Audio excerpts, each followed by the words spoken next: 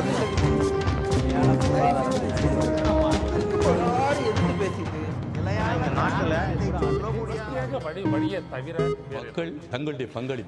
இது புதிய தலைமுறையின் நேர்பட பேசு. இந்த நிகழ்ச்சியின் மூலமாக மீண்டும் உங்களை சந்திப்பதில் மிக்க மகிழ்ச்சி. இன்றைய நேர்பட பேசில் நம்முடைய விவாத பொருள் டிடிவி தினகரன் நேற்று தன்னுடைய அதிமுக அம்மா அணிக்கான பொறுப்பாளர்களை நிர்வாகிகள் பட்டியல் ஒன்றை வெளியிட்டிருந்தார், அறிவித்திருந்தார். இந்த நிலையில் இந்த அறிவிப்பை அவர் அளித்த பதவியை 3 எம்எல்ஏக்கள் ஏற்க மறுத்திருக்கிறார்கள். சத்யா பன்னீர்செல்வம், எம்எல்ஏ பழனி உள்ளிட்டவர்கள் தங்களுக்கு இந்த பதவி தேவையில்லை, தங்களுடைய கருத்தை பெறாமலேயே தங்களுக்கு தெரியாமலேயே இந்த பதவி தங்களுக்கு வழங்கப்பட்டிருக்கிறது, எனவே இதை நாங்கள் ஏற்றுக்கொள்ளப் போவதில்லை என்று அவர்கள் அறிவித்திருக்கிறார்கள். 3 எம்எல்ஏக்கள் அவர்களுடைய சம்மதத்தோடு அவர்களுக்கு தெரிவிக்கப்பட்டுதான் இந்த பதவி அவர்களுக்கு வழங்கப்பட்டது. அதற்கான ஆதாரங்கள் தங்களிடம் இருப்பதாக டிடிவி தினகரனுடைய ஆதரவு எம்எல்ஏ வெற்றிவேல் செய்தியாளரிடம் தெரிவித்திருக்கிறார். இது ஒருபுறம் இருக்க, பொதுச் செயலாளர் குறித்த பிரச்சனையே இன்னமும் சர்ச்சைக்குரியதாக விவாதத்திற்குரியதாக இருக்கின்ற பொழுது துணை பொதுச் செயலாளர் நியமித்த நியமனங்கள் எந்த அளவிற்கு ஏற்புடையது என்ற கேள்வியை அமைச்சர் ஜெயக்குமார் எழுப்பியிருக்கிறார்.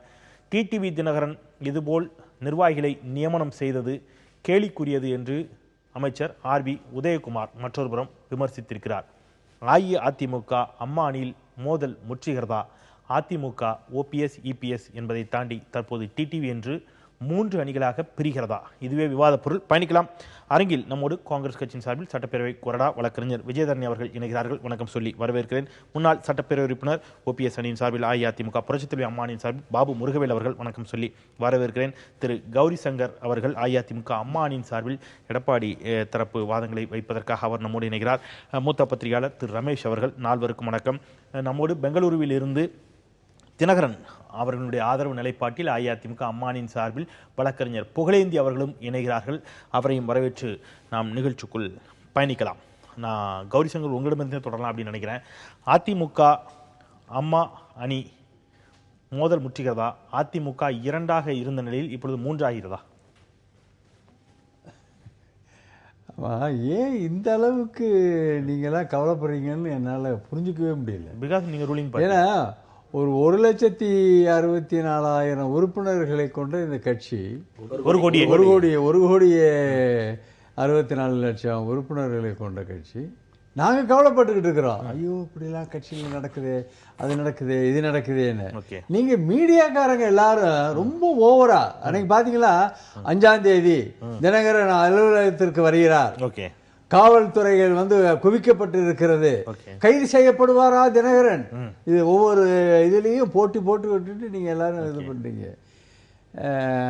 இப்ப பாருங்களேன், இப்ப என்னைய கூப்பிட்டுருக்கீங்க, அம்மா கட்சி சார்பா என்னைய கூப்பிட்டுருக்கிறீங்க, சரி. புகழேந்திய கூப்பிட்டீங்க, அவரும் எங்க இல்லை. தம்பி பாபு ஏன் கூப்பிடுறீங்க? அவருக்கு இந்த கட்சிக்கு என்ன சம்பந்தம்? அதிமுக அவங்க வேற கட்சி, அதிமுக அவங்க வேற கட்சி, போயிட்டாங்க. அவங்க அம்மாவுக்கு துரோகம் பண்ணிட்டு, இயக்கத்திற்கு துரோகம் பண்ணிட்டு அவங்க துரோகிகளாக வெளியே போயிட்டாங்க. தம்பியை நீங்க என்ன கேள்வி வேணாலும் கேளுங்க, என்ன கேள்வி வேணாலும் கேளுங்க, அவர் பதில் சொல்லுவாரு. ஆனால் எங்க கட்சியை பத்தி அவர் நீங்க கேள்வி கேட்கறதும் அவர் ஒப்பீனியன் கொடுக்கறதும் நான் கடுகளவு கூட நான் விரும்பல. சரி, ஏன்னா அந்த அளவிற்கு இந்த இயக்கத்திற்கு, இந்த அண்ணா திராவிட முன்னேற்ற கழகத்திற்கு, புரட்சி தலைவி அம்மா அவர்களுக்கு துரோகம் செய்தது இந்த கூட்டம். அதை நான் விரும்பல. நீங்க கூப்பிட்டதே நான் விரும்பல. நீங்க கூப்பிடுங்க, கேள்வி கேளுங்க, எல்லாம் கேளுங்க, ஆனா எங்க இயக்கத்தை பத்தி தம்பிட்ட கேள்வி கேட்க கூடாது. ஏன்னா அவர் ஒப்பீனியன் சொல்றதை நான் விரும்பவே இல்லை. ரமேஷ் ஒரு சின்ன குறுக்கீடு. நான் உங்ககிட்ட இப்ப கேட்டது அவங்க இயக்கத்தை பத்தி இல்ல, உங்க இயக்கத்தை பத்தி தான். நான் முடிக்கிறேன். நான் ஒரு நிமிஷம், அது இப்ப கேள்வி உங்க இயக்கத்தை பத்தி தான் கேட்டேன். அவர் இயக்கத்தை பற்றி, உங்கள் இயக்கத்தை பற்றி அவரிடம் கேள்வி கேட்க வேண்டாம் என்று சொன்ன உங்களுடைய தார்மீக நியாயத்தையும் கோபத்தையும் என்னால் புரிந்து கொள்ள முடிகிறது. அதே தார்மீக நியாயமும் கோபமும் உங்கள் இயக்கத்தை பற்றிய கேள்விக்கு அவர் இயக்கத்திற்கு பற்றிய பதில சொல்றது இருக்குல்ல, அதுவும் ஏற்புடையதல்ல. நான் கேட்ட கேள்வி அஇஅதிமுக அம்மா அணி, புரட்சித்தலைவி அம்மா அணியை கேட்கல, அஇஅதிமுக அம்மா அணி, உங்க அணியை தான் கேட்டேன். உங்க அணியில் மோதல் முற்றுகிறதா, 2ஆ பிரியுதா? இப்போ உங்க தலைப்பே அம்மா அணியை பத்தி தானே. ஆமா, அதுதான் கேக்குறேன். அதுக்கு தான் பதில் சொல்லுங்க. அது இப்போ 2ஆ பிரியுதா, அதுலயும் பிரச்சனையான்னு கேக்குறேன். தினகரன் அதாவது ஏற்கனவே அவங்க பாட்டுக்கு அம்மா இறந்து போனாங்க. புரட்சி தலைவி அம்மா இறந்து போனதுக்கு பின்னாடி கவலையில துக்கத்துல இருந்தவங்கள பன்னீர்செல்வம் அவர்களும் மதுசூதனன் அவர்களும் வழியேக்க போய் நீங்க இப்ப நான் திருப்பி சொல்றேன், நீங்க அவங்க கிட்ட அவங்க இயக்கத்தை பத்தி நீங்க பேசக்கூடாது. நான் பேசல. இல்ல, மதுசூதனன் அவங்க இயக்கம் தானே. அது நடந்த நிகழ்வு சரித்திரத்தை நீங்க மாற்ற முடியுமா? நீங்க இப்ப ரீவைண்ட் பண்ணி போட்டு பாருங்க. அவங்க எப்படி கும்பிட்டு விழுந்தாங்க, இல்ல இல்ல எப்படி கெஞ்சினாங்க, பேப்பர் தூக்கிட்டு வந்துட்டு அம்மா நீங்க எப்படியாவது ஒத்துக்கறீங்க. கௌரி சங்கர் சார், நான் இப்படி கேக்குறேன், மதுசூதனனுடைய வயசு என்னங்க? நான் இப்படி கேக்குறேன், மதுசூதனனுடைய வயசு என்ன? நான் இப்படி கேக்குறேன், அவருடைய வயதுக்கு கால்ல விழுகலாமா? கால்ல விழுந்து பேப்பர் கொடுத்து நான் என்னுடைய கேள்வி எப்படி வைக்கிறேன், மமதா பானர்ஜிக்கும் சிபிஎம்முக்கும் இடையில் இருக்கக்கூடிய மோதலை பற்றி உங்களுடைய பார்வை என்ன? இல்ல இல்ல, அது வேற பிரச்சனை. அப்ப அதுதான் கேக்குறேன். அப்ப நம்ம பிரச்சனையை பேசுங்களா? அதுதான் சொல்றேன். இப்ப நீங்க இப்ப பாருங்க, நம்ம எங்க பிரச்சனையே பெரும் பிரச்சனையா இருக்கு. அதுக்கு தான் நான் கேக்குறேன், நம்ம பிரச்சனை அதுதான். அப்ப நீங்க உங்க பிரச்சனைக்கு வர மாட்டேங்கிறீங்க. அதனால தான் வெஸ்ட் பெங்காலையாவது பேசுவீங்களான்னு கேக்குறேன். நான் என்ன கேக்குறேன்னா, அஇஅதிமுக அம்மா அணிக்குள் மோதல் முற்றுகிறதா? டிடிவி தினகரன் உங்களுடைய துணை பொதுச் செயலாளரா இல்லையா? ஒவ்வொருத்தரும் ஒண்ணு சொல்றீங்க. மோதெல்லாம் கிடையாது. அதைத்தான் நான் சொல்ல வரேன். அவங்க சும்மா கவலையில வீட்டுல இருந்தவங்களை போய் நீங்க பொதுச் செயலாளராக வரணும் அப்படின்னு வந்து கேட்டது இவங்க தான். அது வேற வழி இல்லாம ஒத்துக்கிற அளவுக்கு ஒரு பொதுக்குழு கூட்டி, பொதுக்குழுல 100% not even a single person, ஒரு மூளை முடுக்கல இருந்து வேணாங்க அந்த அம்மாலாம் வேண்டாங்க பொதுச் செயலாளர் இருக்கக்கூடாதுங்க அப்படின்னு யாருமே சொல்லல. எல்லாரும் எந்திரிச்சு நின்று கையை தட்டி வரவேற்பு கொடுத்து பொதுச் செயலாளர் ஆக்குனது. இப்ப என்ன ஆயிடுச்சுன்னா எலெக்ஷன் கமிஷன்ல இது செல்லுமா செல்லாதா? ஏன்னா நாங்க தேர்ந்தெடுத்தது தற்காலிகமான பொதுச் செயலாளர் தான். தற்காலிக பொதுச் செயலாளர் தேர்ந்தெடுத்தது தவறு அப்படின்னு எலெக்ஷன் கமிஷன்ல சொல்றாங்க. குறிக்கிறதுக்கு மன்னிக்கணும், ஏன்னா நம்ம நேரம் குறைவா இருக்கு. என்னுடைய கேள்விங்கிறது நம்ம இந்த தலைப்புல நிறைய தளத்தில் நிறைய வாச்சிருக்கோம். என்னுடைய கேள்விங்கிறது ரொம்ப ஸ்ட்ரைட்டா, ஆர்பி உதயகுமார், ஜெயக்குமார் உள்ளிட்டவர்கள் உங்கள் கட்சியினுடைய துணை பொதுச் செயலாளர் நேற்று சில நியமனங்களை செய்தார். அந்த நியமனங்கள் கேலிக்குரியது, அது ஏற்புடையது அல்ல அப்படின்னு சொல்லியிருக்கிறாங்க. இந்த இடத்துல டிடிவி தினகரனுக்கும், அவர் உங்க அணி தான் இன்னமும், அவருக்கும் உங்கள் அணிக்குள்ள மோதல் முற்றுகிறதா வெளிப்படையா தெரியுது. இல்ல இல்ல, நீங்க உதயகுமார் பேசினாருன்னா, ஜெயக்குமார் பேசினாருன்னா அந்த கேள்வியை நீங்க அவர்கிட்ட கேளுங்க. உங்க நிருபர்கள் கேட்டிருக்காங்க, பதில் சொல்றாங்க. ஆனா இதை சொல்லி முடிச்சிடறேன். பொதுச் செயலாளர் இருக்கலாமா வேண்டாமா அப்படிங்கிறது எலெக்ஷன் கமிஷன்ல இருக்கு. அவங்க அப்பாயிண்ட் பண்ணவங்க தினகரன் துணை பொதுச் செயலாளரா. அவங்க இதுவே கேள்விக்குறியாக இருக்கின்ற இந்த நேரத்தில், இது கேள்விக்குறியாக இருக்கிற நேரத்தில் இந்த போஸ்டிங் எல்லாம் தேவையா அப்படிங்கிறது ஒண்ணு.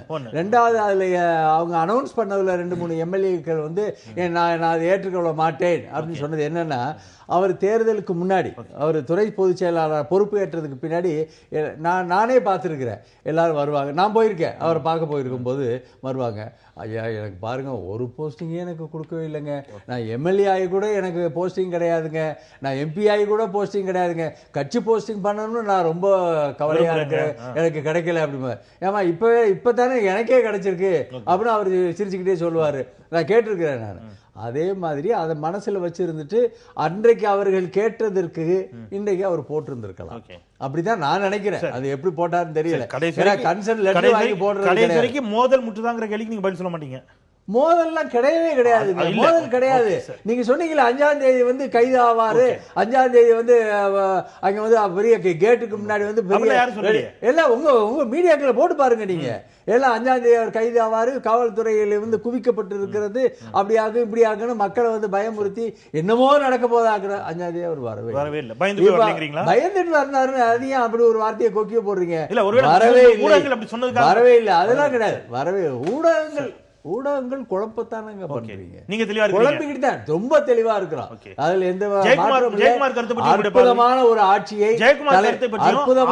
ஆட்சியை தலைவர் எடப்பாடி அவர்கள் தமிழகத்திற்கு கொடுத்து கொண்டு இருக்கிறார். எந்த விதமான நீங்க அவர் ஊழல் பண்ணதாக சொல்லி போராட்டம் வச்சிருக்காங்க 10ஆம் தேதி இந்த கட்சியில இருந்து. ஆர்பி உதயகுமார் ஒன்னு சொல்றாரு, அப்புறம் ஜெயக்குமார் இன்னொன்னு சொல்றாரு. திடீர்னு பார்த்தா வீடியோ பார்த்தா எங்களுக்கே கன்ஃபியூஸ் ஆயிடுது. ஆர்பி உதயகுமார் இல்ல ஆர்பி உதயகுமார் இதை கேலிக்குரியன்னு தானே சொன்னாருன்னு பார்த்தா அவர் புகழ்ந்திருக்கிறாருன்னு பார்த்தா அது கொஞ்சம் முன்னாடி பேசின வீடியோ. கொஞ்ச நாளுக்கு முன்னாடி என்ன சொல்லியிருக்காரு, சின்னம்மான்னு புகழ்ந்திருக்கிறாரு. அப்புறம் இப்ப திட்டுறாரு. இப்போ நீங்க என்னன்னா அந்த வீடியோ எடுத்து போட்டீங்கல்ல, ஆமா, நான் பார்த்தேன். யாரு கொஞ்ச நேரத்துக்கு முன்னாடி 1 ஹவருக்கு முன்னாடி அந்த வீடியோ பார்த்தேன். அதுதான் சொல்றேன். அதே நீங்க தெளிவா வீடியோவை இருக்கீங்க. இன்னொரு ரீவைண்ட் பண்ணி மதுசூதனன் பேப்பர் எடுத்துக்கிட்டு, அம்மா போட்டுக்கிறோம். நீங்க எப்படியாவது பொதுச் செயலாளர் வந்துடணுமா, நீங்க வந்தாத்தாமா இந்த கட்சியை காப்பாற்ற முடியும், நீங்க வந்தாத்தாமா இந்த தொண்டர்களை காப்பாற்ற முடியும் போட்டு அதை ரீவைண்ட் பண்ணி போட்டீங்களா? எங்க போடவே இல்லையே. இன்னைக்கு போட்டுருக்கணும். இன்னைக்கு அது போடல. ஆமா, ஏன்னா இன்னைக்கு நீங்க பிரச்சனை உங்க ரெண்டு அடியில பண்ணாதீங்க. அதையும் போடுங்க, இன்னைக்கு இதையும் போடுங்க. இன்னைக்கு பிரச்சனை அம்மா பேசுனதை போடும் பொழுது மதுசூதனன் பேசுனதும் பன்னீர்செல்வம் பேசுனதையும் நீங்க போடுங்க. இல்ல இல்ல, இது ஸ்ரீராம ஜெயம் மாதிரி டெய்லி சொல்லிட்டு இருக்க முடியாது. அவங்க அணி பிரச்சனை வரும்போது அதை சொன்னோம். இன்னைக்கு உங்க அணிக்குள்ள பிரச்சனைங்கிறதுனால அதை சொல்லியிருக்காங்க. எங்க அணிக்குள்ள பிரச்சனை இல்லை. சரி, ஓகே. எங்க அணிக்குள்ள பிரச்சனை இல்லை. எங்களுக்கு தான் ஏதோ இல்யூஷன் நினைக்கிறேன். ஜெயக்குமார் பேசுறதுலாம் எங்களுக்கு காதுல வேற மாதிரியே விழுது. ஓகே, அப்படியே எடுத்துக்கலாம். விஜயதனி அவர்களிடம் இந்த இடத்துல எப்போ காங்கிரஸ் கட்சி அஇஅதிமுக அம்மா அணியோடு கூட்டணி வைத்தது? கூட்டணிலாம் இல்ல, நீங்க வந்து அது ஒரு ரொம்ப டீசென்ட்டான விஷயமா பார்க்கணும்னு நான் நினைக்கிறேன். இல்ல, அனைவரும் ஆதரவு கொடுக்கணும்னு சொல்லிருந்தீங்க. அதாவது அது ரெண்டாவது. முதலாவது வந்து திரு டிடிவி தினகரன் அவர்களை சந்திக்க வேண்டிய சூழ்நிலை ஏற்பட்டது. அவங்க மறைந்த அந்த அம்மையார் அவர்கள் 1999 இருந்தே எனக்கெல்லாம் பரிச்சயமானவர், தெரிந்தவர். ஆகையால் அவர் மரணத்திற்கு வந்து செல்ல முடியல. அன்னைக்கு தொகுதியில பணி இருந்ததுனால அங்க இருந்துட்டேன். ஆகையால் அந்த மரணத்தை விசாரிப்பதற்காக நாம சென்றிருந்தோம். என்னுடைய கணவர் இறந்த பொழுது கூட அந்த குடும்பத்திலிருந்து வந்து அவங்க துக்கம் கேட்டாங்க. அப்ப எனக்கு ஒரு பேசிக் டீசன்சி இருக்கு இல்லையா, நாம வந்து ஒரு நாகரிகமான ஒரு அடிப்படையில ரெசிப்ரோகேட்டிவா நான் வந்து அந்த கண்டலன்ஸ் விசிட் தான் அது. இது வந்து அரசியலுக்கெல்லாம் அப்பாற்பட்டது. இல்ல, ஆனா நீங்க அரசியல் பேசிருக்கீங்க. அப்புறம் வெளியில வந்த பிறகு நிருபர்கள் நம்ம கேள்வி கேட்கறாங்க. நிருபர்கள் என்ன கேள்வி கேட்டாலும் நான் பொறுமையா பதில் சொல்ற ஆளு. இது உங்களுக்கே தெரியும். அனுபவத்தின் மூலமா நீங்க தொடர்ந்து என்ன வாட்ச் பண்ணிட்டு இருக்கீங்க, உங்களுக்கும் தெரியும். அந்த அடிப்படையில் வந்து இந்த அணிகளை பற்றியும் அதிமுகவின் வருங்கால சூழ்நிலைகள் பற்றியும் கேள்வி நிறைய எழுப்புனாங்க நிருபர்கள். டிடிவி தினகரன் அவர்களுடைய தலைமையை ஓபிஎஸும் இபிஎஸும் ஏற்றுக்கொள்ள வேண்டும் நீங்க சொல்லியிருக்கீங்க. எந்த இடத்துல இல்ல, ஏன் அது சொன்னேன்னா, இல்ல குறிப்பா ஏன் சொன்னேன்னா, இது பாஜகவின் அழுத்தத்தை தான் நாங்க குறிப்பிடுறேன். இப்ப இன்னைக்கு மத்தியில் ஆண்டு கொண்டு இருக்கும் பாஜகவோட செயல்பாடை பாருங்க.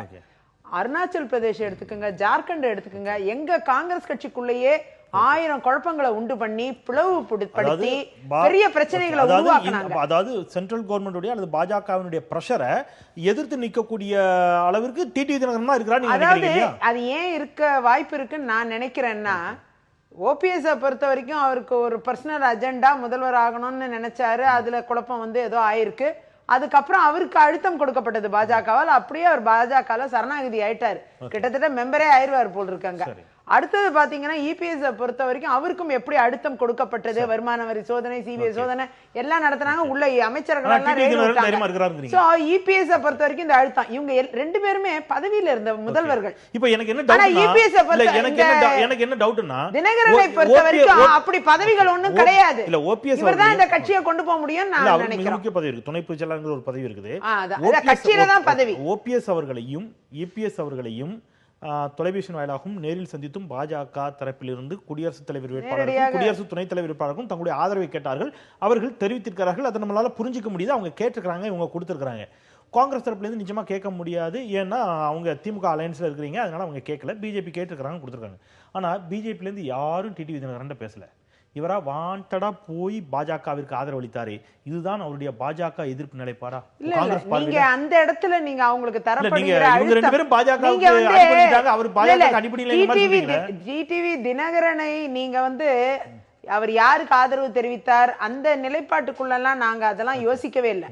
இன்னைக்கு வந்து டிடிவி தினகரனுக்கும் எப்படிப்பட்ட அழுத்தம் தரப்பட்டதுன்னு நீங்க பார்க்கணும். ஒரு தேர்தல் ஆணையத்துக்கே லஞ்சம் கொடுத்ததா கொண்டு வந்து, ஆனா அந்த தேர்தல் ஆணையரை யாருன்னு இன்னும் பிஜேபி அரசாங்கம் சொல்லல. அப்படி எல்லாம் இன்னைக்கு பொய் வழக்குகளை போட்டு அழுத்தம் கொடுக்கறதெல்லாம் பார்க்கிறோம். விஜயதரணி அவர்கள் தைரியமா சொல்லிடுறாங்க, டிடிவி தினகரனுக்கும் அஇஅதிமுகவுக்கும் பிஜேபி அழுத்தம் கொடுக்குதுன்னு. ஆனா டிடிவி தினகரன் இதுவரைக்கும் ஒரு வாட்டி கூட அப்படி சொல்லல.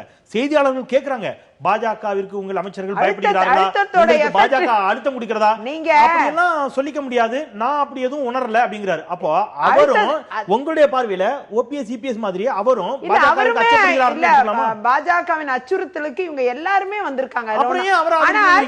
ஆனா நீங்க வந்து அந்த லெவல் ஆஃப் டிகிரி ஆஃப் இதை நீங்க பார்க்கணும். ஓபிஎஸ் பொறுத்த வரைக்கும் ஆட்சியில இருக்கணுங்கிற ஆசையில பண்ணிக்கிட்டே இருக்காரு. அவர் இன்னும் அவர் அடுத்த கட்டம் பிஜேபியில ஏதாவது பதவிகள் கொடுத்து மந்திரி பதவி ஏதாவது கொடுத்தா ராஜ்யசபா கொடுத்தா போனாலும் போயிடுவாரு. அதே நேரம் இபிஎஸ் பொறுத்த வரைக்கும் எடப்பாடி அவர்களை பொறுத்த வரைக்கும் அவருக்கு இந்த ஆட்சியை வந்து எப்படியாவது தான் பக்கம் தக்க வச்சுக்கணும் இருக்கக்கூடிய 4 வருஷங்கிறதுல அஜெண்டா இருக்கு. அதனால மத்திய அரசோட உதவி வேணும். ஆனா டிடிவியை பொறுத்த வரைக்கும் இந்த அதிமுகவை வந்து அழிந்து விடக்கூடாது என்ற பாதையில் அதை வளர்க்கணுங்கிற ஒரு பார்வை இருக்கு. அந்த வகையில் இன்னைக்கு அதிமுக இல்லாத ஒரு நிலையை நம்ம யோசிப்போம்.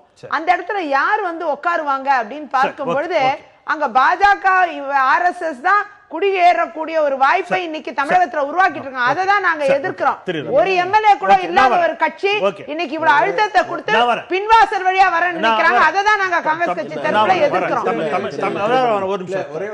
தமிழ்நாட்டுல ஒரு எம்பி கூட காங்கிரஸ் கிடையாது. தமிழ்நாட்டில இருந்து ஒரு மத்திய அமைச்சர் இருக்கிறார் பாஜக இருக்கு. 8 எம்எல்ஏ இருக்கும். பட் ஒரு மத்திய அமைச்சர் இருக்கிறார் பாஜகவிற்கு.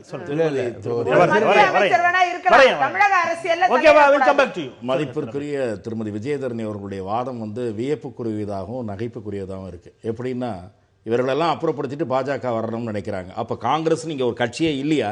அதுக்கு வரணுன்ற முயற்சியே இல்லையா? அதே மாதிரி காங்கிரஸ் கூட்டணிக்கு தலைமை தாங்குகிற திமுகவுக்கு அந்த வாய்ப்பு இல்லையா? இந்த வாதம் வந்து எடுபடாது. அச்சுறுத்தி பார்க்கறாங்கன்னா ஒருவேளை காங்கிரஸ் கட்சியினுடைய அனுபவத்திலிருந்து சொல்லலாம். என்ன மேல கலைஞர் டிவியில ரைடு நடத்திட்டு கீழே கூட்டணி பேச்சுவார்த்தைக்கு குலாம் நபி ஆசாத் வந்திருந்தார். திமுகவோட கூட்டணி இருக்கும் வரை வருமான வரித்துறை ஏவப்படல. திமுகவுக்கு கூட்டணி இல்லை என்றவுடன் லெக்சஸ் கார் விவகாரம் கிளப்பப்பட்டது. ஆக காங்கிரசுக்கு இருக்கக்கூடிய கடந்த கால அனுபவத்தில் அவர் சொல்லலாம். நான் இதை வெளியில பத்திரிகையாளராக பார்ப்பது, பாஜக வந்து இந்த சூழ்நிலையை பயன்படுத்திக் கொள்ளக்கூடிய அரசியல் நோக்கங்கள் இருக்கலாம், நான் அதை மறுக்கவில்லை. ஆனால் அதிமுகவில் ஏற்பட்டிருக்கிற பிளவு என்பது அல்லது கருத்து வேறுபாடுகள் பல்வேறு அணிகளாக பிரிந்திருப்பது என்பது அது இயற்கையாக தோன்றியது. திரு ஓ பன்னீர்செல்வம் அவர்கள் முதலமைச்சர் அவர்கள் மறைந்த முதலமைச்சர் அவர்கள் மருத்துவமனையில் இருந்தபோது பொறுப்புக்கு நியமிக்கப்பட்டார். நியமிக்கப்பட்ட அவர் பதவியிலிருந்து விலகுமாறு கேட்கப்படுகிறார். கேட்கப்பட்ட பிறகு சில நாட்கள் கழித்து அவர் ஒரு நியாயம் கேட்கிற வகையில் ஒரு கொடி தூக்குகிறார். அதற்கு பாஜக காரணமா? அங்கிருந்து நாம் தொடங்குவோம்.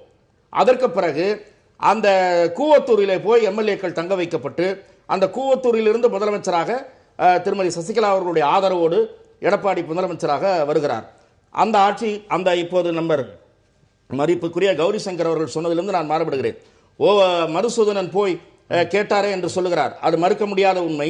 அப்படி கேட்டார் அல்லவா, அவர்கள் பிரிந்து விட்டார்கள். இன்றைக்கு எடப்பாடி இல்லை என்று சொல்லுகிறாரா? தினகரனை சொல்லுகிறார்கள், சசிகலாவை சொல்லவில்லை. அபிடவிட்டில் சசிகலாவையும் போடுகிறார்கள், தினகரனையும் போடுகிறார்கள். இப்போது ஓபிஎஸோடு பேச்சுவார்த்தை நடத்தும் போது சசிகலாவையும் ஒதுக்கி வைக்கிறோம், நீங்கள் வாருங்கள் என்று சொல்லுகிறார்கள். ஆக இவர்களும் போய் மன்றாடியவர்கள் தான். திருமதி சசிகலா அவர்கள் பொதுச் செயலாளராக இருக்க வேண்டும் என்று மன்றாடிவிட்டு இன்றைக்கு ஓபிஎஸோடு பேச்சுவார்த்தை நடத்தும் போது நாம் எல்லோரும் சேர்ந்து செயல்படலாம், அந்த குடும்பத்தை ஒதுக்கலாம் என்று சொல்கிறார். அதிலே கூட ஒரு சின்ன கருத்து, இன்றைக்கு செய்தியாளர்களை சந்திக்கிறார் ஆர்பி உதயகுமார்.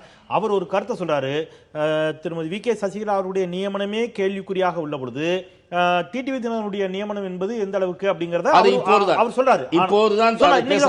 சொல்றாரு. ஆனா அவருக்கு பக்கத்தில் இருக்கக்கூடிய அதே அணியை சேர்ந்த அவருடைய தோழர் ஏகே போஸ் சொல்றாரு, எம்எல்ஏ இல்ல திருமதி வி கே சசிகலா அவர்கள் தான் எங்களுடைய பொதுச் செயலாளர், எடப்பாடி பழனிசாமி முதலமைச்சர், அதுதான் எங்களுடைய கருத்து, நாங்க உறுதியா இருக்கோங்கிறாரு. சொல்ல வந்த நீங்க அதுக்குள்ள கேக்குறீங்க. இப்போது அதிமுக அம்மா அணிக்குள்ளேயே எப்படி தினகரன் அணி ஒன்று உருவாகி இருக்கிறதோ அதே போல அதிமுக அம்மா அணிக்குள்ளேயே இன்னொரு கருத்து வேறுபாடும் தலை தூக்கி இருக்கிறது. அது என்ன கருத்து வேறுபாடு என்று சொன்னால், சசிகலாவுக்கே டிடிவி வேண்டாம். ஆமா, இப்படி ஒரு நிலை. திருமதி சசிகலா அவர்களை அவர்கள் வந்து சிறைக்கு சென்றிருக்கிறார், அம்மாவோடு இருந்திருக்கிறார், நீண்ட காலம் இருந்திருக்கிறார்.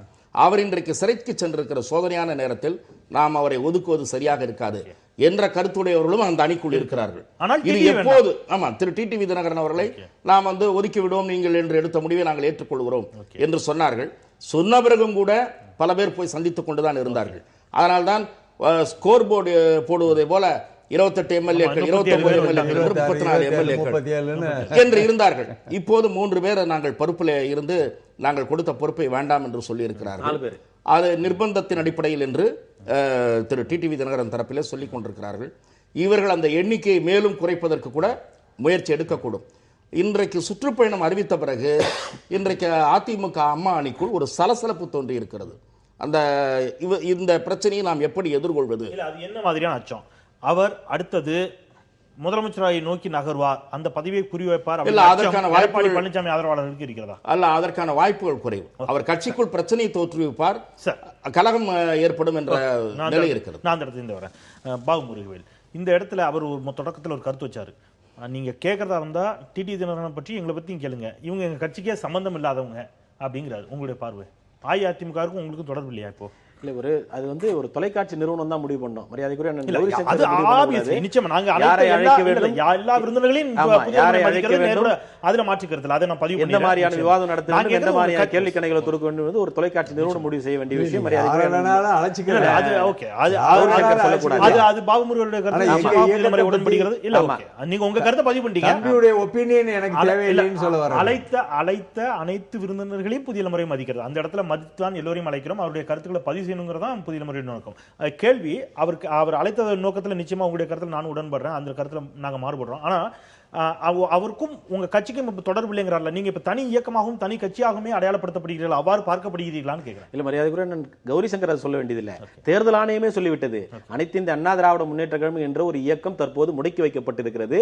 அதில் இருக்கக்கூடிய பிரச்சனையின் காரணமாக புரட்சி தலைவி அம்மா என்ற ஒரு அணியும் அம்மா என்கிற ஒரு அணியும் 2 அணிகளுமாக செயல்பட்டுக் கொண்டிருக்கிறார்கள். அனைத்து இந்திய அண்ணா திராவிட முன்னேற்ற கழகம் புரட்சி தலைவி அம்மா அணி என்ற அணிதான் அனைத்து இந்திய அண்ணா திராவிட முன்னேற்ற கழகத்தினுடைய உண்மையான அணி. நாங்கள் சொல்கிறோம், நாங்கள் சொல்கிறோம். அது தேர்தல் ஆணையத்தின் மூலமாக வெகு விரைவிலே நிரூபிக்கப்படக்கூடிய வாய்ப்புகளும் எங்களுக்கு இருக்கிறது. அப்படி இருக்கின்ற போது இப்போது அம்மா அணிக்குள்ளே தான் பிரச்சனைகள் ஏற்பட்டு அது இருக்குமா இருக்காதா என்கின்ற ஒரு சூழ்நிலையில் இப்போது நிலவி கொண்டிருக்கிறது. காரணம், ஒரு பதவி இருக்கின்றது, பொறுப்புகள் இருக்கின்றது என்பதன் அடிப்படையிலே தான் நாங்க இருக்கக்கூடிய நிர்வாகிகள் எங்கும் அங்குமாக மாறி கொண்டிருக்கிறார்கள். உங்க கட்சி உங்க அணிக்கு தனியாக அஇஅதிமுக புரட்சி தலைவி அம்மா அணிக்கு பொருளாளரை நியமிச்சீங்க, உங்க அணிக்கான மற்ற பொறுப்புகளை எல்லாம் நியமிச்சீங்க, அவைத்தலைவர் மதுசூதனன் இதெல்லாம் கொடுத்தீங்க, இங்க செங்கோட்டையன் அங்க மதுசூதனன், இந்த மாதிரி எல்லாமே 2 இருக்குது. ஆனா ஏன் உங்க அணியின் சார்பில் இன்னும் பொதுச் செயலாளர் துணை பொதுச் செயலாளர் மட்டும் நீங்க தேர்ந்தெடுக்காம வச்சிருக்கீங்க? இல்ல, அதாவது நீங்க தான் உண்மையான அஇஅதிமுக அந்த அணிக்கு பொதுச் செயலாளர், ஏன்னா ஜே அணி ஜானி பிரிந்த பொழுது 2 பொதுச் செயலாளர்கள் இருந்தார்கள். இல்ல, அதுதான் அதிமுக நாங்க தான் கிளைம் பண்ணும்போது பொதுச் செயலாளர் வேக்கண்ட், இதை நான் சொல்லல, எலெக்ஷன் கமிஷன் சொல்லுது. ஒரு 2 மாதங்களுக்கு முன்பாக மின்னணு வாக்குப்பதிவு இயந்திரங்களிலே முறைகேடு செய்ய முடியாது என்பதை நிரூபிக்கின்ற விதமாக தேர்தல் ஆணையம் ஒரு அனைத்து கட்சி கூட்டத்தை கூட்டுகிறது. அந்த கூட்டத்திற்கு அழைப்பாணை அனுப்பப்படுகிறது தேர்தல் ஆணையத்தின் மூலமாக.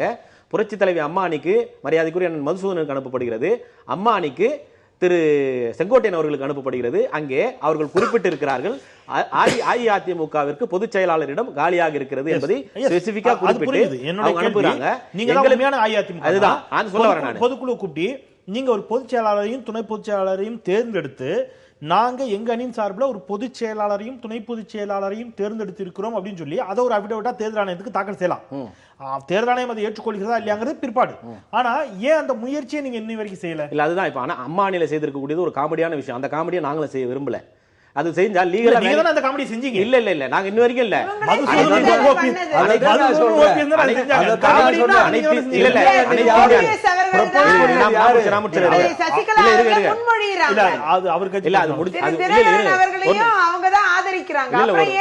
ஒரு நிமிஷம் இல்ல அதாவது மரியாதைக்குரிய ஓபிஎஸ் அவர்கள் ராஜ்யசபா கொடுத்தா போயிட்டு வந்தாரு. இங்க தமிழ்நாட்டுல காங்கிரஸே இல்ல, அதனால இவங்க அதை பத்தி எல்லாம் பேசக்கூடாது. அவரு போவாரு இவங்க முடிவு பண்ண இல்ல அப்படி இல்ல இன்னொருத்தர் என்ன முடிவு எடுப்பாரு நீங்க முடிவு பண்ண முடியாது. பிஜேபி கூடயே இருக்காரு, அப்புறம் என்ன, அதுக்கு மேல என்ன வேணும்? உங்களுக்கு சொன்னாங்களா பிஜேபி கூட நாங்க அலையன்ஸ் வச்சிரோம்னு சொல்லி? நாங்க சொன்னோமா? அப்படி கிடையாது. ஜெயிக்க முடியாததுல இருந்து என்ன வேணாலும் இடிச்சு வேண்டியதான், நம்ம என்ன பண்ண முடியாதுக்காக. அதனால காங்கிரஸ் எல்லாம் வந்து இல்ல மத்த கட்சியினுடைய நிலைப்பாடுகளை மத்த கட்சியினுடைய செயல்பாடுகள் நீங்க சொல்ல முடியாது. நாங்க இப்படி செய்வோம் செயல்பாடு நீங்க எவ்வளவு நேரம் விமர்சிக்கிறீங்க, நாங்க விமர்சனம் பண்ண மாட்டோம். ஒண்ணுமே பண்ண இன்னும் 10 வருஷத்துக்கு காங்கிரஸ் இங்க ஒண்ணுமே பண்ண முடியாது. இந்தியாவிலே ஆட்சி வர முடியாது. அதெல்லாம் தமிழ்நாட்டுல நாங்க வரவே முடியாது. இன்னும் 50 வருஷம் கட்சி தான் இருக்கும், கட்சி தான் இருக்கும். கட்சிக்குள்ள போஸ்டுக்கா அடிக்கடி நடக்கும். இன்னைக்கு அந்த கட்சிக்குள்ள போட்டி இருக்கு. அப்படி போட்டினா நீங்க 50 வருஷம் நடத்துறீங்களா? விஜயதரணி அது காங்கிரஸ்க்கே உள்ள தனிப்பு. 50 வருஷம் வாழ்ந்திருக்கு. அது காங்கிரஸ்க்கே உள்ள தனிப்பெருமைன்னு வெச்சுக்கோங்க. அதுல டிவில நம்ம பாத்துறோம். 50 வருஷம் ஆட்சியில இல்ல அது நம்ம டிவில பாத்துட்டோம். இன்னைக்கு நாங்க வைப்ரண்டா இருக்கோம். போஸ்டிங்காக அடிப்பாங்க. போட்டி எவ்வளவு போட்டி இருக்கு பாத்தீங்களா? எவ்வளவு கட்சியில மட்டும் தான் இருக்குது. போட்டி மட்டும் தான் இருக்கு. மக்கள்கிட்ட செல்வாக்கு இருக்கா, மக்கள்கிட்ட எவ்வளவு மாற்றதா நம்ம அவங்க கட்சி அவங்க உங்க கட்சி விமர்சிக்காம இருப்பாங்களா? சரி, நான் புகழேந்தி அவருடைய கருத்தை கேட்டு வந்தேன். திரு புகழேந்தி அவர்களிடம் பதவியை கொடுக்கிறார்கள், அதை நிராகரிக்கிறார்கள் அப்படின்னு சொன்னா துணை பொதுச் செயலாளருக்கான மரியாதையும் அவருக்கான அங்கீகாரமும் எந்த அளவிற்கு அந்த கட்சிக்குள் இருக்கிறது. நம்முடைய அமைச்சர் உதயகுமார் உள்ளிட்ட RB உதயகுமார் உள்ளிட்டவர்கள் இது கேலிக்குரியது. அவர் இந்த மாதிரி பதவிகளை நியமனம் செய்வது, பொறுப்பாளர்களை நியமனம் செய்வது, பதவிகள் கொடுப்பது கேலிக்குரியது அப்படிங்கிறாங்க. ஜெயக்குமாரும் அதே டோன்ல தான் பதில் சொல்றாரு. அப்போ கொடுத்த பதவிகளை வேண்டாம் என்று ஏற்க மறுப்பதெல்லாம் கட்சி அம்மா அணிக்குள்ள பிளவும் மோதலும் முற்றுவதைத்தானே காட்டுகிறது. திரு புகழேந்தி. அதாவது செந்தில் சார், எங்களது கழகத்தினுடைய துணை பொதுச் செயலாளர் பெங்களூர் வந்து பொதுச் செயலாளரை சந்தித்து அவர்கள் ஆலோசனையின் பேரில் கிட்டத்தட்ட ஒரு 2 ஒரு 5 ஒரு 10 ஒரு நியமிக்கப்படவில்லை. ஒரு பொறுப்புகள் எல்லாம் 18 19 அமைப்பு செயலாளர் இப்படி ஒரு 60 பொறுப்புகள் என்று நினைக்க 60 பொறுப்புகள் கிட்டத்தட்ட 55 60 பொறுப்புகளை அவர் நேற்று அனௌன்ஸ் பண்ணியிருக்கார். நீங்க பாத்தீங்க 64. இதுல என்ன பிரச்சனைன்னு கேட்டீங்கன்னா, இன்னைக்கு காலையில நானே பார்த்தேன், ஒரு அமைச்சர் வேண்டும் என்று உதயகுமார் இங்க பிரச்சனையை கிளப்புகிறார். ஏற்கனவே ஜெயக்குமார் பேசிக்கிட்டு இருக்காரு, உங்களுக்கு தெரியும். இவர் வந்து உதயகுமார் பிரச்சனையை கிளப்பும் பொழுது எனக்கு பொறுப்பு வேண்டாம் என்று சொன்னவர் அவர் பக்கத்திலேயே அமர்ந்திருக்கிறார். AK போஸ் அவர்கள் பக்கத்திலேயே அமர்ந்திருக்கின்ற காட்சியை நாம் காண முடிந்தது.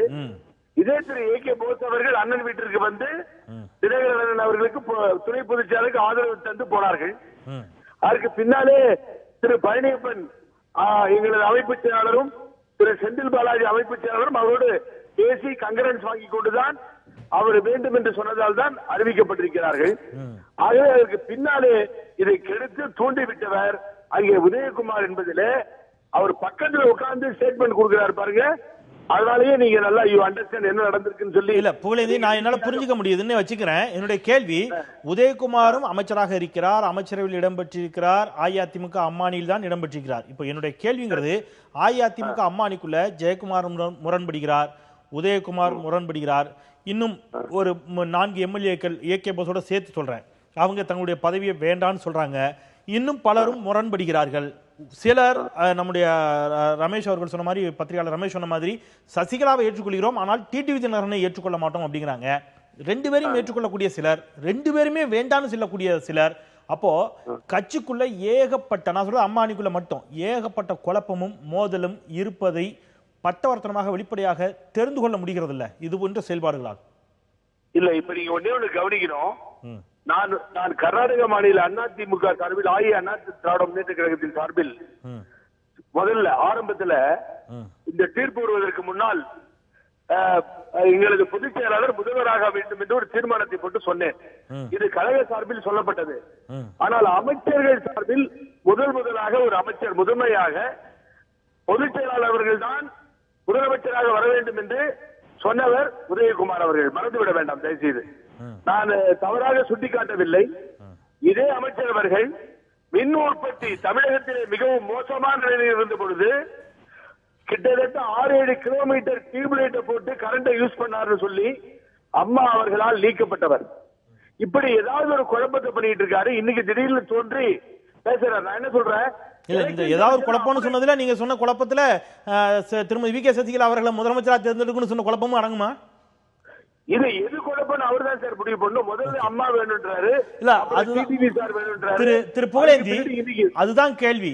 திரு OPS அவர்கள் பொதுச் செயலாளராக திருமதி VK சசிகலா அவர்களை நியமிப்பதற்கு அவர்தான் அதை முன்மொழிகிறார். அவர் சொன்ன மாதிரி, கௌரி சங்கர் சொன்ன மாதிரி, மதுசூதனன், OPS உள்ளிட்டவர்கள் தான் அந்த நியமனம் செய்ததை எடுத்து கொண்டு வந்து அவர்கள் கையில் அந்த பேப்பரை கொடுத்து ஏற்றுக்கொள்ளணும்னு சொல்றாங்க. ஆனால் அவர்கள் பிற்பாடு முரண்படுகிறார்கள். மாஃபாய் பாண்டியன் முரண்படுகிறார். நீங்க அந்த மாதிரி முரண்பட்ட OPS இருக்கிற எல்லாரும் சேர்த்துக்குங்க. இந்த பக்கம் அதே மாதிரி RB உதயகுமார் அவர் தான் முன்மொழிந்தார் முதலமைச்சரான்னு சொன்னீங்க, அவரும் முரண்படுகிறார். ஜெயக்குமார் முரண்படுகிறார். நீங்க இன்னும் பல அமைச்சர்கள். அப்ப நான் என்ன கேட்கிறேன்னா, தொடக்கத்துல ஏற்றுக்கொண்ட பலரும் இப்பொழுது முரண்படுகிறார்கள் என்பது உண்மையா இல்லையா? ஏன் முரண்படுகிறார்கள் அப்படிங்கிறது தான் கேள்வி. அப்ப அந்த முரண்பாடு இருக்குது இல்ல? அதாவது நான் முதல்ல அவர் ஆரம்பத்திலேயே எங்கள் கழகத்தை சேர்ந்த அன்பிற்குரிய சகோதரருக்கு தெளிவாக சொன்னார்கள், எங்களிடத்தில் வெளியிலே சென்ற பன்னீர்செல்வம் என்கின்ற அணியோடு எங்களுக்கு தொடர்பு இல்லை. ஆகவே அவர்கள் தனி அணி என்பதையெல்லாம் தேர்தல் கமிஷன் அறிவித்ததாக நமது அன்பிற்குரிய முருகவேல் எல்லாம் அவரும் சொன்னார். நான் என்ன சொல்ல வரேன்னா, நீங்க தயவு செய்து பன்னீர்செல்வம் என்ற அணியை நாங்கள் புறக்கணித்து விட்டோம். எங்கள் இயக்கத்தில் அவர்கள் இல்லை, வெளியே இருக்கிறார்கள். இப்ப சண்டை போடுறதெல்லாம் எங்க அடிக்குள்ளதான், ஒரே அணிக்குள்ளதான். ஆனா நாங்க தனியா போக மாட்டோம், சண்டை போட்டுக்கிட்டு இருப்போம். ஒரு கட்சியில கருத்து வேறுபாடுகள் இருக்கும். இங்க என்ன தப்பு? கருத்து வேறுபாடே கட்சியா இருக்குது, அதான பிரச்சனை. இதுல முரண்பாடு இருக்கு. திரு புகழேந்தி அவர்களே, திரு புகழேந்தி நண்பர் புகழேந்தி தார், இதுல நீங்க சொல்றதுல ஒரு முரண்பாடு இருக்கு. திரு பன்னீர்செல்வம் அணியோட எங்களுக்கு தொடர்பு இல்லைன்னு நீங்க சொல்றீங்க. ஆனால் திரு டிடிவி தினகரன் பிரிந்து சென்றவர்களை இணைப்பேன் என்று அவர் சொல்லி இருக்கிறார். அப்ப உங்களுக்குள்ளே முரண்பாடு இருக்கு. இப்பொழுது இல்ல இப்ப நம்ம ரமேஷ் சார் சொல்லுங்க, பேசலாமா? சொல்லுங்க. எதற்காக சொன்னார் என்று சொன்னால், துணை பொதுச் செயலாளர் 2 மாத காலம் நான் மீண்டும் பார்க்கிறேன், என்ன நடக்கிறது என்பதை பார்த்து சொல்லுகிறேன் என்று அவர் பொறுமையாக இருந்தார். இந்த 2 மாத காலமாக 2 பக்கமும் ஒரு பெரிய நாடகம் நடந்தது. நான் கலைத்து விட்டேன். குறுக்கிடுவதற்கு மன்னிக்கணும். நீங்க 2 மாதங்களுக்கு முன்னாடி சொன்னதை நான் சொல்லல. நேற்று அளித்த பேட்டியிலையும் அவர் திரும்ப வலியுறுத்தி இருக்கார். நான் எல்லோரையும் இணைத்துக் கொண்டு செயல்படுவதற்கு நான் முயற்சி எடுப்பேன்னு சொல்லியிருக்காரு. அததான் சொல்ல வரேன். நல்லா கவனிங்க ரமேஷ் சார். 2 மாத காலமாக முடியவில்லை, உங்களால் முடியவில்லை, விட்டுவிடுங்கள். நான் பேச்சுவார்த்தை நடத்துறேன்னு சொல்லல. எங்களது துணை பொதுச் செயலாளர் இணைப்புக்கெல்லாம் வாய்ப்பே கிடையாதுங்க. இணைப்புக்கெல்லாம் வாய்ப்பே கிடையாது. இணைப்புக்கு வாய்ப்பு இருந்தா 10ஆம் தேதி ஊழலை பத்தி எதிர்த்து போராட்டம் பண்ண போறோம்னு அறிக்கை விட்டுருக்காங்களே. எப்படி அறிக்கை விட்டுருக்காங்க? நீங்க பட்ஜெட் முடிஞ்சது இப்பதான், மாநில இது முடிஞ்சது இப்பதான், அலாட்மெண்ட் இப்பதான் ஆயிருக்கு. இனிமே தான் டெண்டர் வைக்கணும். ஒரு விஷயம் வந்து இனிமே தான் டெண்டர் ஓபன் பண்ணணும். ஒரு விஷயம் தெளிவா டெண்டர் ஆர்டர் கொடுக்கணும். ஒரு விஷயம் தெளிவா புரியுது. ஒரு விஷயம் தெளிவா புரியுது. இப்படி எடுத்துக்கலாமா? டிடிவி தினகரன் அவர்கள் திரு புகழேந்தி எடப்பாடி பழனிசாமி அவர்களுடைய ஆளுமையை பெரிய அளவில் இருக்கக்கூடாது, ஓபிஎஸ் அணியும் இணைந்தால்தான், ஓபிஎஸ் ஏதோ ஒரு இடத்துல இவருக்கு ஒரு செக் வைப்பாருங்கிறதுக்காக அந்த அணியை இணைக்கணும்னு நினைக்கிறாரு. எடப்பாடி பழனிசாமி ஆதரவாளர்கள் ஓபிஎஸ் அணி இணைந்து விட்டால் முதலமைச்சர் பதவி உள்ளிட்டவற்றிற்கு சிக்கல் வருமோ, அவருக்கு கட்சியில முக்கிய பதவி கொடுக்க வேண்டியிருக்குமோங்கிறதுக்காக நீங்க இணைப்பே சாத்தியம் இல்லைங்கிறீங்க. சாத்தியமே கிடையாது.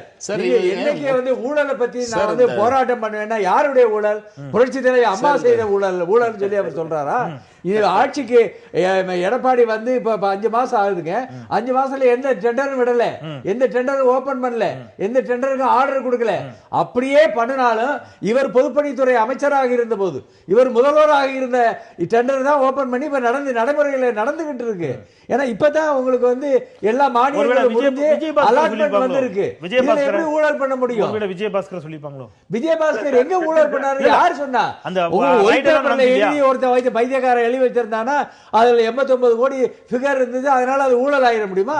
ஏதாவது நம்ம எல்லாம் ஆறறிவு உள்ள மனித ஜென்மங்கள், நம்மளுக்கு அறிவு இருக்குன்னு எல்லாரும் விஞ்ஞானிகளா கண்டுபிடிச்சிருக்காங்க. ஒருத்தர் பேப்பர்ல எழுதி வச்சாங்கிறதுனால அது ஊழல் ஆயிடுமா? அந்த பணம் யாருக்கு கொடுத்தது? என்ன சார், ஒரு தொகுதிக்கு, ஒரு சட்டமன்ற தொகுதிக்கு 100 கோடி ரூபாய் செலவழிக்கிற அளவுக்கு எந்த பைத்தியக்காரன் இருக்க மாட்டான். இன்னைக்கு ஒரு தொகுதிக்கு 100 கோடி ரூபாய் செலவழிச்சுட்டான்னு வைங்க, நாளைக்கு இவங்களாம் எம்எல்ஏக்கு நிக்க வேண்டாமா? சட்டசபைக்கு தேர்தலில் நிக்க வேண்டாமா? 234 தொகுதிக்கு ஒரு கட்சி ஒரு 3000 கோடி செலவழிச்சு சொன்னா சேர்த்து வச்ச பணத்தை அப்படி செலவழிச்சிருவாங்களா? என்ன எங்க சேர்த்து வச்ச? யார் சொன்னா? 3000 கோடி செலவழிச்சா சேர்த்து வச்சது எங்க நிக்கும்? 100 கோடி ரூபாய் அப்படிலாம் யாரும் பைத்தியக்காரத்தனமா 100 கோடி ரூபாய் செலவழிக்க மாட்டான். யாரோ ஒருத்தர் வந்து கொடுத்துட்டு போயிட்டான் 4000 ரூபாய். 100 கோடி ரூபாய் யார்கிட்ட கொடுத்தா? யாரு வாங்கினா அந்த பணத்தை? 4000 ரூபாய் வாங்கினாலும் யாரு? யாருமே சொல்ல. 4000 ரூபாய் வாங்கியாச்சு, 3000 ரூபாய் வாங்கியாச்சுன்னு சொல்றாங்களே தவிர அதெல்லாம் ஸ்டாலின் பரப்பி விட்ட பொய் பிரச்சாரம். அவங்க இருந்து பொய் பிரச்சாரம் கழகத்திற்கு வணக்கம், அதுபடிதான் அவங்க பண்ணாங்க தவிர எந்த ப்ரூஃபும் கிடையாது. இணைப்புங்கிறத பத்தி வாய்ப்பே இல்லை. நான் வரேன் புகழேந்தி, திருப்பி வரேன். ஒரு நிமிஷம், நான் திருப்பி வரேன். புகழேந்தி இணைப்புல நான் திருப்பி வரேன். இணைப்புங்கிறதுக்கு சாத்தியமே இல்லை அப்படின்னு முடிச்சிட்டாங்க. நீங்க 10ஆம் தேதி போராட்டம் அறிவிச்சிருக்கீங்க. ஆனால் சமீப வரைக்கும் கூட இணைப்புக்கான குழுக்கள் அமைக்கப்பட்டது, இணைப்பு விரைவில் நடக்கலாம்ங்கிற மாதிரியான தகவல்களை அமைச்சர்கள், முன்னாள் அமைச்சர்கள் பதிவு செஞ்சாங்க.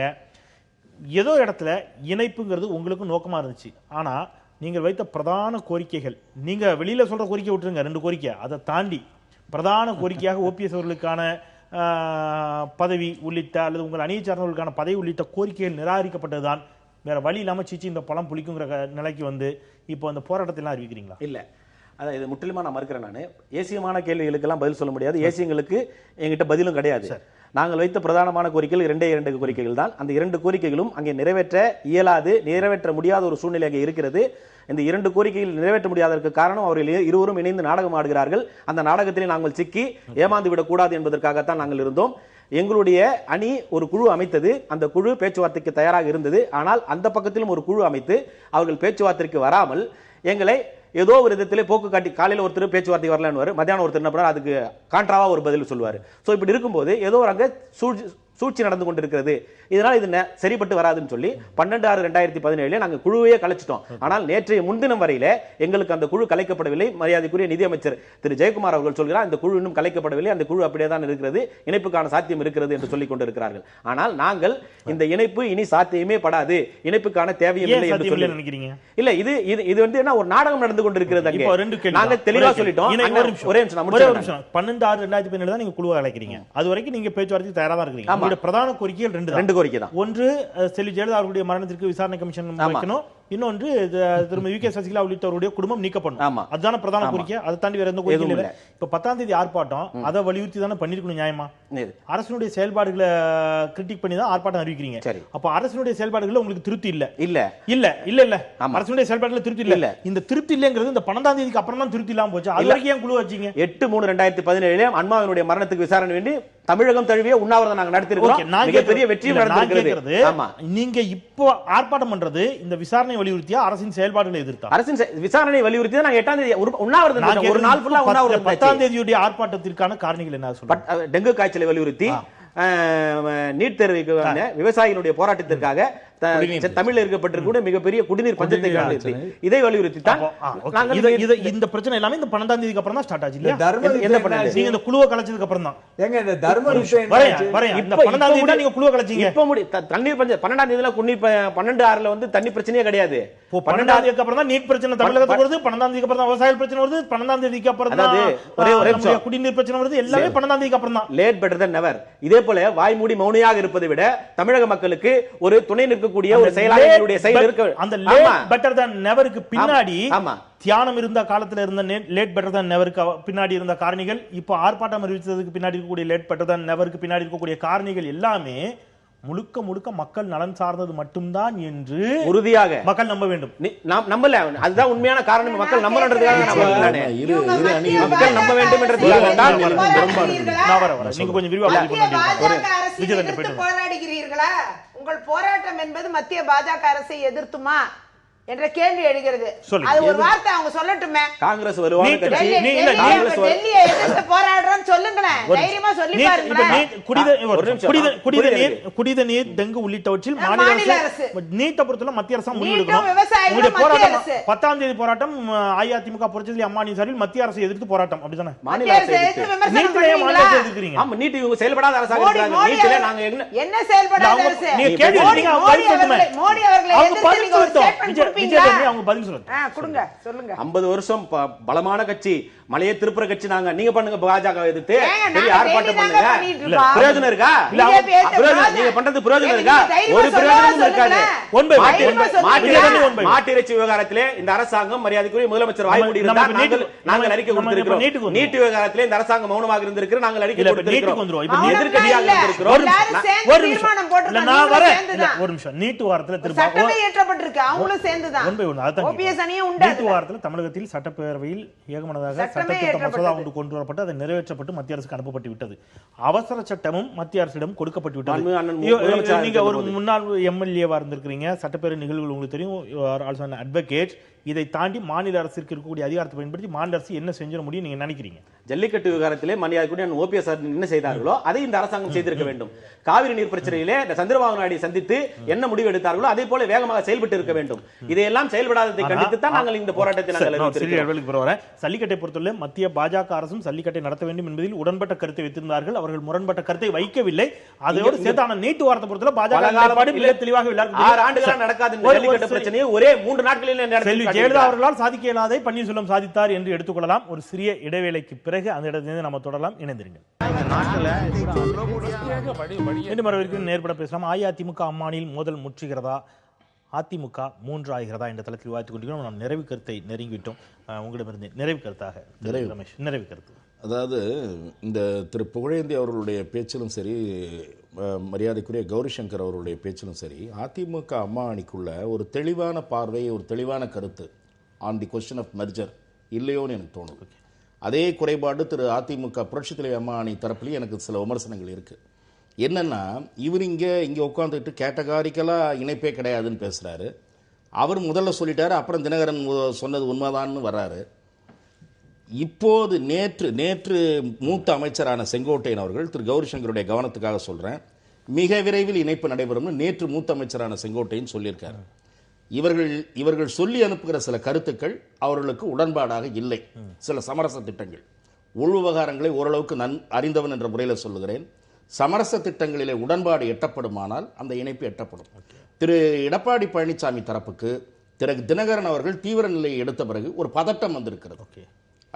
அதற்கு பிறகுதான் அவர்கள் மறுபடியும் மெர்ஜர் கொஸ்டினை ஓபன் பண்றாங்க. அதனால இவங்களுடைய நோக்கங்கள் குறித்த சந்தேகங்கள் திரு ஓபிஎஸ் தரப்புக்கு எழுந்திருக்கிறது. அது இயற்கையானது. ஆகவே பேச்சுவார்த்தை முற்றிலுமாக நின்றுவிட்டது என்று நான் பார்க்கல. அது இந்த அணியை பொறுத்த மட்டும். அந்த அணியை பொறுத்தவற்றிலும் நான் பார்க்கிற முரண்பாடு என்னவென்றால், அதிமுக புரட்சி தலைவி அம்மா அணியிலும் கூட கணிசமானவர்கள் இணைப்பை விரும்புகிறார்கள்.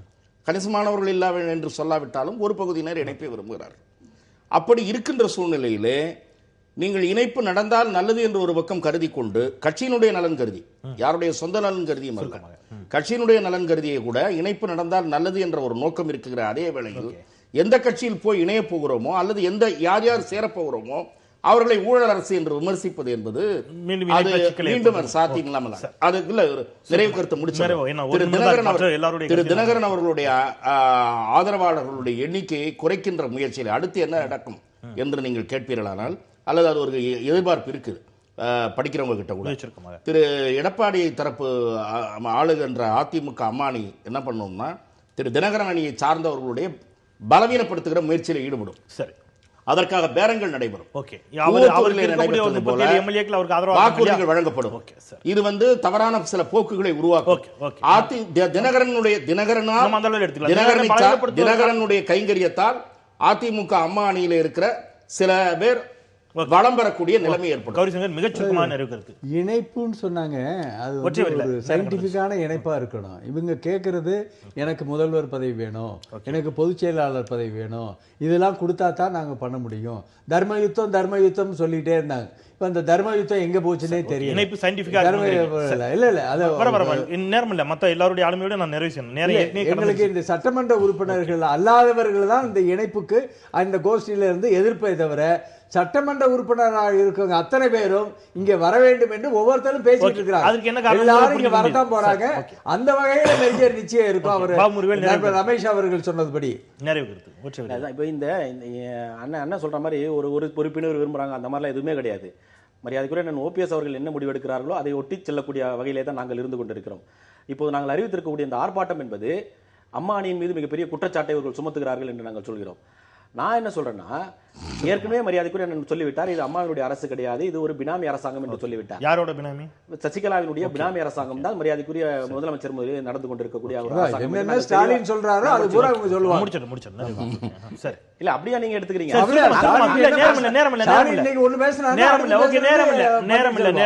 பன்னீர்செல்வம் பேசுறது ஸ்டாலின் பேசுவார். ஸ்டாலினுக்கு நேரம் இல்லையா? ப்ளீஸ்.